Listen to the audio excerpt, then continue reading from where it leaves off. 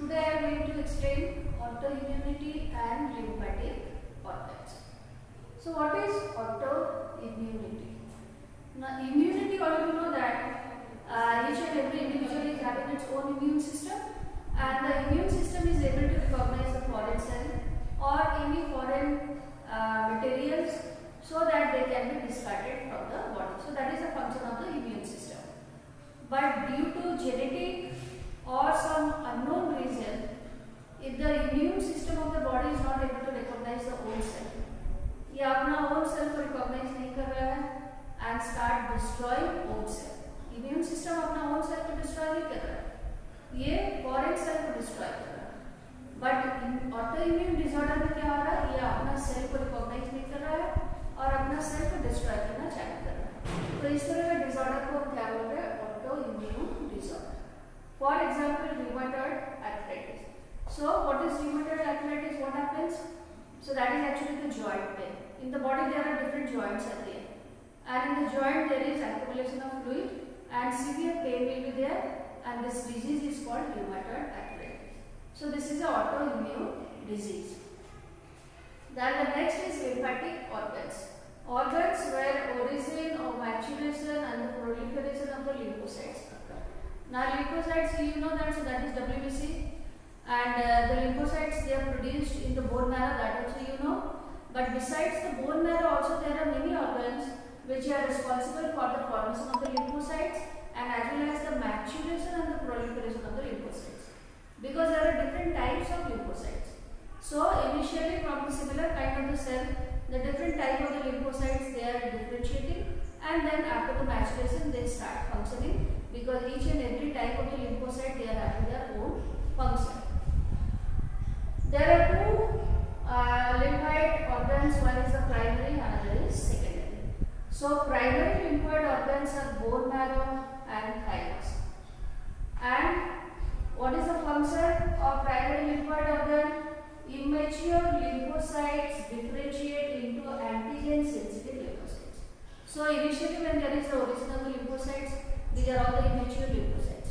Then gradually in the primary lymphoid organ, these immature lymphocytes, now they are differentiating into antigen sensitive lymphocytes.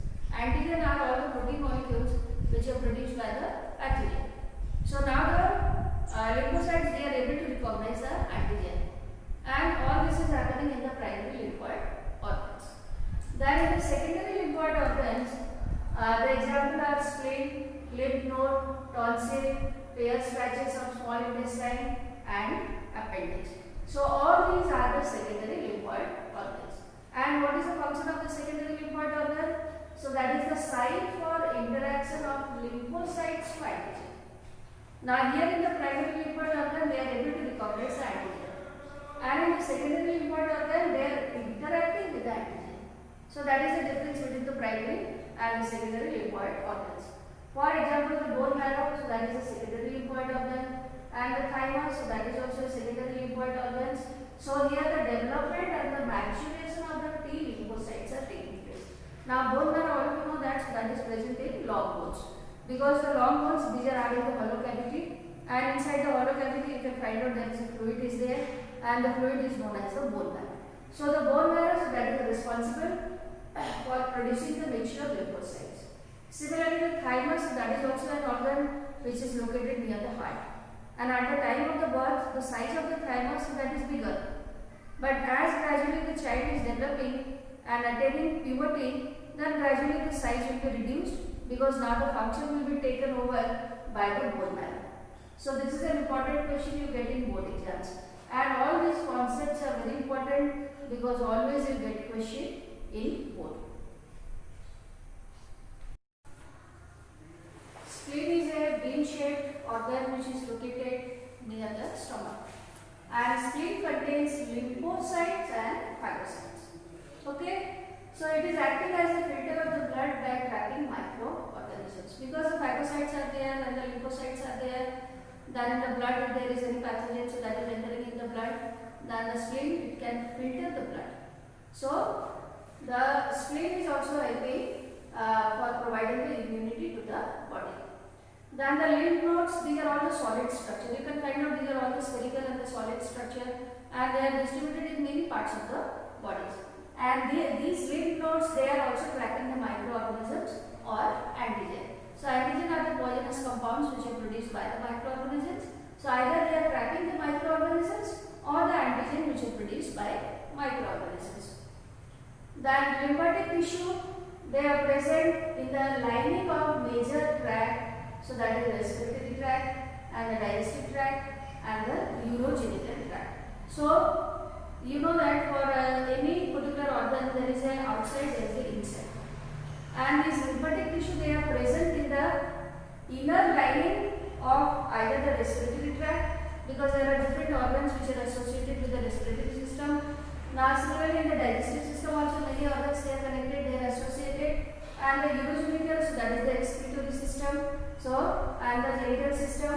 So in the inner lining you can find out the tissue which is present, so that is the lymphatic tissue, and this is also called as the mind. 50% of the lymphatic tissue, so that is you can find out in the inner lining of all these tracts.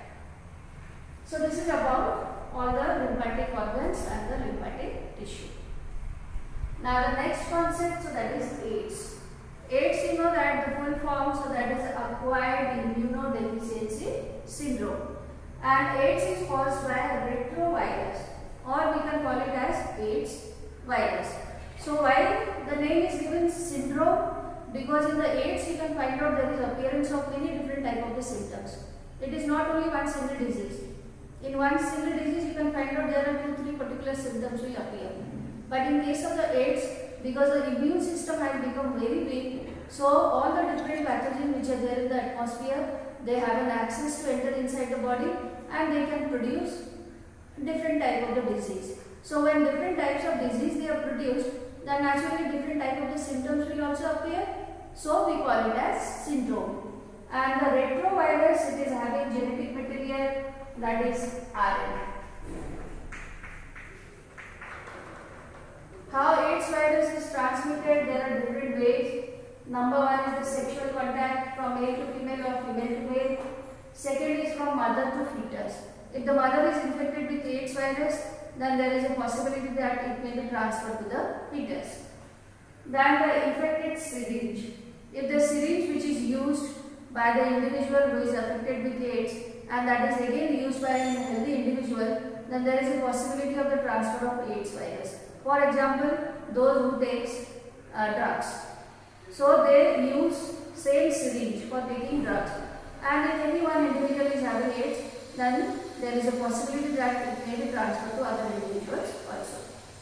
Then the transfusion of the contaminated blood. If the blood is infected, if the individual who is suffering from AIDS, his blood is given to somebody else and a healthy individual, then also there is a possibility of transfer of AIDS virus. So these are all the different ways how it can be transmitted. For the physical and psychological well-being, AIDS patients should not be isolated. So this you may get as a reasoning question. Because we should not isolate the AIDS patient. Generally what happens, if we know that somebody is having AIDS, then we stop mixing with that particular individual. Or these individuals, they are not allowed to come to schools, or they are boycotted by the society. So it generally happens in our society. But actually they should not be isolated. Why? So because of the mainly the psychological reason. Because the incubation period of AIDS patients, so that is very longer. It may be 10 years or it may be 20 years, and after 20 years also the symptoms of the AIDS may appear. So this period is a very long period, and there is a long time gap is there between the entry of the AIDS virus and actually the appearance of the symptoms. So they should be given proper treatment and they should not be isolated from the family and the society. Now the question is how AIDS virus is multiplied. So when AIDS virus is entering into an animal cell, the diagram which is given in your NCERT book, so that diagram is also important. The diagram may be given in the board question paper and you may get the short question based on the diagram. So what is the actual procedure? The virus is entering into macrophage. Macrophage is one kind of the lymphocytes. So the virus is having the genetic material that is RNA. So that means the RNA, so that is entering into the macrophage. And after entering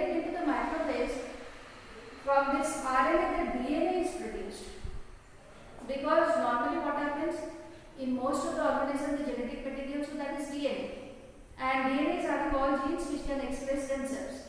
But in case of the virus, the genetic material which is RNA, so once it enters into any host cell, then the RNA will produce DNA, and the process that is called reverse transcription. Transcription is a process where the DNA can produce the RNA, and the reverse transcription is a process where RNA can produce DNA. Okay, so the name is given retrovirus. The AIDS virus name is, why it is given retrovirus? Because by the reverse transcription process from the RNA it is producing the DNA. Then this DNA will join with the host DNA. Now this virus DNA, now it can control the host DNA, and now the host DNA will start preparing all the proteins for virus, not for its own cell. And ultimately all these proteins, they will assemble together to produce a new virus. So now because the host DNA is not working for its own cell, after the multiplication of the virus, the cell will be dead. Then the HIV enters into T lymphocytes. So from the macrophage, it is entering into T lymphocytes. You know that there are two types of the lymphocytes, B and the T. B is making the antibody and T is the helper cell, which is helping the B to prepare the antibodies. So when it is entering into the T lymphocytes and destroying the T cell, then automatically the immunity will be low. And when the immunity will be low, then different type of pathogen will enter into the body, and the symptoms are fever, then the diarrhea and the weight loss, and the bacteria which may enter, particular kind of the bacteria, that is the mycobacterium, which is responsible for TB, and different type of the virus may enter into the body, fungus may enter, the parasite, toxoplasma, it may enter into the body. So when all these different type of the pathogen they are entering into the body, then different types of disease will be produced and different symptoms will appear. So what is the test for AIDS? The name of the test is ELISA, enzyme-linked immunosolvent assay. So in the ELISA test, so that is actually an antibody and the antigen test. If in our blood the antibody which is produced in the presence of the AIDS virus is detected, or the antigen which is produced by AIDS virus is also detected in the blood, then so that is a confirmatory test for AIDS. So there is no complete cure, because till now there is no vaccine for the cure of the AIDS, but there are different medicines. We may take the medicines and the life period may be prolonged, but there is no complete cure, and in severe case or at last death will take place. So how AIDS can be prevented? The best way is to create awareness. If people know about AIDS or how the AIDS virus that is transmitted from one individual to another individual, then only it is possible to control AIDS, because there is no complete cure. And also we should avoid the sex with multi-partners, because there is a possibility of the transfer of the AIDS virus, and the proper monitoring should be done, because there are different ways how the AIDS virus can be transmitted. If there is a monitoring at that particular point, for example when there is a blood transfusion, then the blood testing is done, then there is no possibility of the transfer of the AIDS virus. Or if there is a possibility of the mother to be infected with AIDS virus, then the testing should be there, so that we can take the precautions how to avoid the transfer to the fetus. So at the point where the possibility is there how the virus can be transmitted, so there should be the proper checking and the monitoring, then only we can prevent transfer of AIDS. And there should be the proper awareness should be there, so that we can avoid AIDS.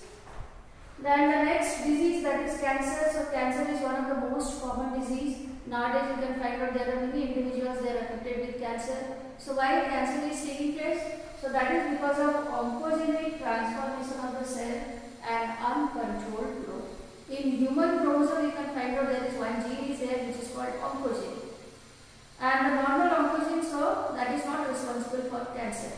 If there is any kind of change or the mutation taking place in the oncogene, then the transformation is taking place, then only in place of the controlled growth or the cell division of the cell, you can find out there is uncontrolled cell division.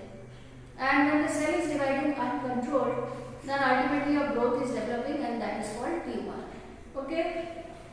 So why there is uncontrolled growth? That is because of the loss of contact inhibition.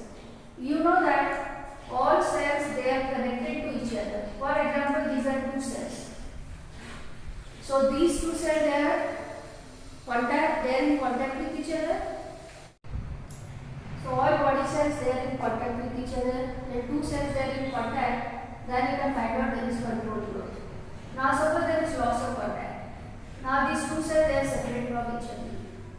Then there is uncontrolled growth. So that is the actual reason why there is formation of tumor or cancer cell. There are two types of cancer. One is the benign, another is malignant. So benign cancer or the tumor, so that is confined to the original place where the growth is developing. So that growth is confined to that place. It is not transferred to any other place. So that is called benign tumor. Whereas in the malignant tumor, you can find out the tumor cell, they reach different site through the blood. So if this is the original slide, then some of the tumor cells, they may be separated from that mass, proliferating mass, and then they will be transferred to other parts of the body with the help of the blood. So why all the surrounding cell which is there surrounding the growth, they will die because of the uncontrolled growth of the tumor cell or the cancer cell. So because of the uncontrolled growth, now they will consume all the nutrient, everything for their own growth, and all the surrounding cells, they will not get the nutrient, and ultimately they will die. So in comparison to the benign tumor, the malignant tumor, so that is very dangerous. Like for example, suppose you take the blood cancer. Now in the blood cancer, so that is also very painful, and also it is more dangerous in comparison to the benign cancer. Then what is metastasis? Metastasis, so that is the property of the transfer of the tumor cell from one place to another place. So this one also you can get a question as 1 mark question in board.